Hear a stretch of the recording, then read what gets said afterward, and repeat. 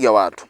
Sikiliza nikwambie, wewe ambaye unakurupukia kila ambacho unaona kinatokea katika dunia hii.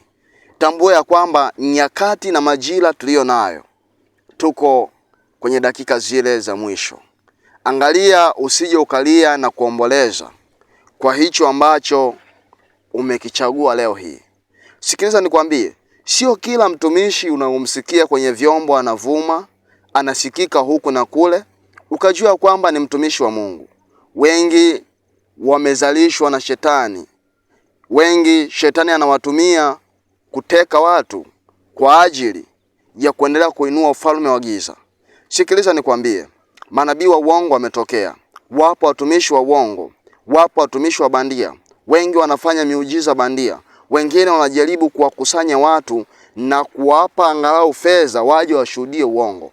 Sikiliza nikwambie, hakuna mafuta, hakuna keki, hakuna maji ya upako yanayozidi damu ya Yesu. Damu ya Yesu inazidi kila kitu.